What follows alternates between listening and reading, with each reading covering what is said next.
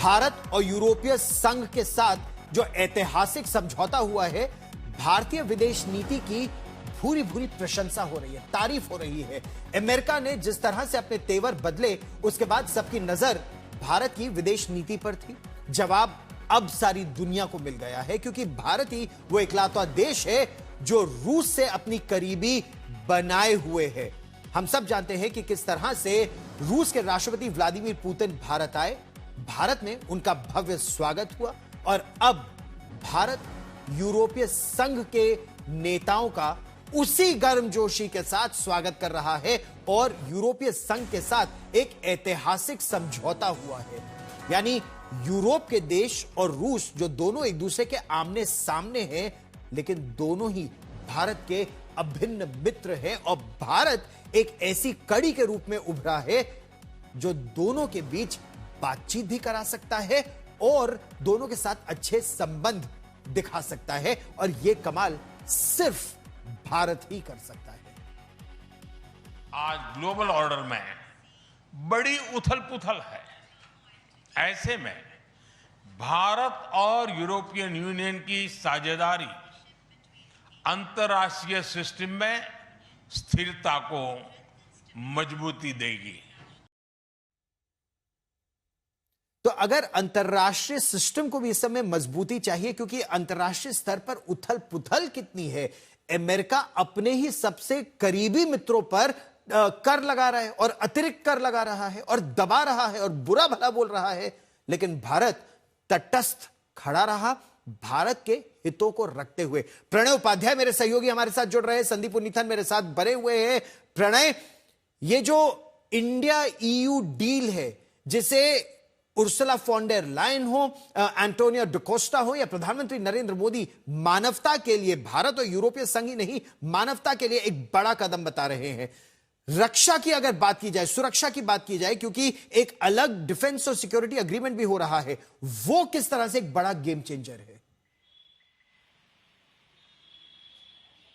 गौरव, आप जानते हैं अंतर्राष्ट्रीय राजनीति में कहा जाता है कि न मित्र स्थायी होते हैं न शत्रु स्थायी होते हैं, स्थायी होते हैं तो हित स्थायी होते हैं। और यहाँ ये हितों का स्थायित्व ही है कि वो यूरोप जो कुछ समय पहले तक भारत को कटघरे में खड़ा कर रहा था, रूस से तेल खरीद को लेकर सवाल उठा रहा था, बहुत सारी आलोचनाएं की जा रही थी, लेकिन आज वो इसके अंदर अपना भविष्य देख रहा है। अगर हम रक्षा क्षेत्र की बात करें तो एक स्पेशल फ्रेमवर्क एग्रीमेंट हुआ है जो कि भारत और यूरोपीय संघ के बीच में रक्षा और सुरक्षा की साझेदारी को बढ़ाएगा, खासतौर पर साइबर सिक्योरिटी के क्षेत्र में, मैरीटाइम सिक्योरिटी के क्षेत्र में यूरोप की चिंताएं हैं। और यूरोप की चिंताएं बहुत वाजिब इसलिए हैं क्योंकि अब नाटो की जो साझेदारी है उसके अंदर दरारें नजर आ रही हैं। वो अमेरिका जिसे कि रक्षा छतरी माना जाता था यूरोपीय संघ के लिए, नाटो के उन साझेदारों के लिए, वो अब अपने आप को कुछ किनारे करते हुए दिखा रहा है। ग्रीनलैंड का मुद्दा हो, चाहे रूस यूक्रेन की जंग का मामला हो, उसको लेकर यूरोप के अंदर घबराहट है। साथ ही यूरोप के अंदर रक्षा बजट बढ़ने के कारण जो सबसे बड़ी चिंता है कि जल्दी से उत्पादन आखिर कहां किया जा सकता है, कैसे किया जा सकता है, क्योंकि शायद यूरोप ने 70-80 सालों के अंदर यह सोचा ही नहीं था कि कभी उसे भी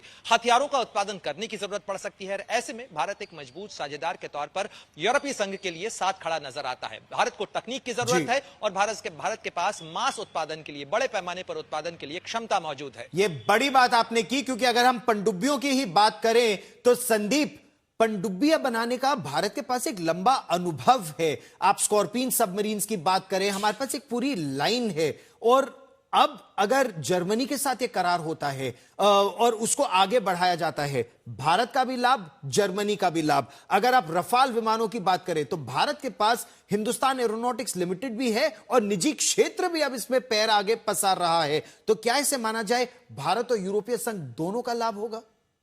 बिल्कुल गौरव, और जो मदर ऑफ ऑल डील्स की बात कही जा रही है, मैं समझता हूं कि डिफेंस क्षेत्र में ये कई सारे ऐसे मदर ऑफ ऑल डील्स है जो भारत यूरोपियन देशों के साथ साइन करने जा रही है। सबसे बड़ी जो डील है 114 रफाल जहाजों का है जी, जो शायद दुनिया का सबसे बड़ा डिफेंस डील होगा, $30 बिलियन का, जो हम फ्रांस के साथ साइन करने जा रहे हैं। दूसरी जो डील है वो है पनडुब्बियों का, जो करीब $8 बिलियन का जर्मनी के साथ हम साइन करने जा रहे हैं। और सबसे ऐतिहासिक जो एक चीज है गौरव, हमारी जो एक इंडिया सिक्योरिटी डिफेंस पार्टनरशिप जो ईयू के साथ हमने साइन किया है, ये शायद इसे ईयू ने सिर्फ 2 एशियाई देशों के साथ साइन किए हैं, जापान और साउथ कोरिया। भारत ऐसा तीसरा देश होगा जिसके साथ यूरोपियन यूनियन ने इस तरह की एक सिक्योरिटी अंडरस्टैंडिंग पार्टनरशिप साइन की है, जिसके तहत जैसे आप कह रहे हैं यहां भारत में ही पनडुब्बी बना सकते हैं, यूरोप के लिए फाइटर जहाज का भी उत्पादन कर सकते हैं इंडिया में, यूरोपियन यूनियन के लिए यहां पे एमआरओस आप बना सकते हैं, जहां की यूरोपियन हार्डवेयर है यहीं पे सर्विस किया जा सकता है, यहीं पे उत्पादन किया जा सकता है और कई तीसरे देशों को हम बेच सकते हैं। और तो जो बड़ी बात इस समय यह है संदीप, दुनिया भर में इस समय तनाव बढ़ रहा है, दुनिया भर में अब हथियारों की जरूरत, हम एक समय सोच रहे थे कि हथियारों की जरूरत अब 21वीं शताब्दी में संभवतः कम पड़ेगी, लेकिन जिस तरह हर ओर युद्ध हो रहे हैं तो आपको मालूम है कि आप सुरक्षित तभी तक हैं जब तक आपके पास बड़े बड़े हथियार हो, और वो हथियार पश्चिमी देशों के पास टेक्नोलॉजी है, लेकिन भारत के पास वो सामर्थ्य है, वो दिमाग है, वो युवा वर्ग है, वो इंडस्ट्रीज है। हमको भी और इंप्रूव करना होगा प्रणय, ऐसी स्थिति में कि हम वर्ल्ड स्टैंडर्ड के ये हथियार बना सके और उनका निर्यात हो सके, लेकिन इसकी आवश्यकता है। हमने एम्यूनिशन में बहुत सुधार किया है, हमने कई क्षेत्रों में बहुत ज्यादा सुधार किया है और सुधार की आवश्यकता भी है, लेकिन मैं आपसे इस समय यह समझना चाहता हूं अमेरिका इसे किस रूप में देख रहा होगा। भारत इस सिक्योरिटी अग्रीमेंट की जब हम बात करते हैं तो किस समय से यह भारत में लागू होने लगेगा प्रणय, क्या इस पर भी अभी चर्चा हो रही है या बात हो गई है, स्केल और स्किल की बात हो गई है? हमारे युवा वर्ग अब एक बार वो ट्रेड अग्रीमेंट हो जाएगा और गेटवे अग्रीमेंट हो जाएगा तो यूरोप में जाके शिक्षा भी पा सकेंगे, नौकरी भी कर सकेंगे, टेक्नोलॉजी भी ले सकेंगे और फिर यह आगे बढ़ेगा। प्रणय, देखिए गौरव, आज 13 समझौतों के ऊपर दस्तखत हुए हैं और अगर हम इन 13 समझौतों को देखें तो इसके अंदर आपको एक ताना बाना नजर आता है। इसके अंदर एक दूसरे को कॉम्प्लीमेंट करते हुए एग्रीमेंट हैं, चाहे वो इनोवेशन को लेकर एग्रीमेंट हो, चाहे वो माइग्रेशन और मोबिलिटी को लेकर एग्रीमेंट हो, क्योंकि यदि आपको बाजार के अंदर इंटरलिंकिंग बढ़ानी है, यानी इस तरीके से लिंक करना है कि यूरोप के बाजार भारत के बाजार के साथ में लॉजिस्टिकली लिंक्ड हो, उन पर निर्भर हो, भारत के उत्पाद ज्यादा बेहतर तरीके से वहां जा सके, तो इसके लिए जरूरी है कि दोनों देशों के पेशेवर एक दूसरे को अच्छी तरीके से जाने समझें, गुड्स के साथ साथ सर्विसेज के अंदर हम पार्टनरशिप कर सकें। और इसके लिए चाहे भारत में इनोवेशन हब बनाना हो, माइग्रेशन के लिए यहां पर फैसिलिटेशन बनाना हो, जिस गेटवे समझौते का आपने जिक्र किया, या डिफेंस की पार्टनरशिप के लिए भी आपको स्किल्ड मैन पावर की जरूरत होगी।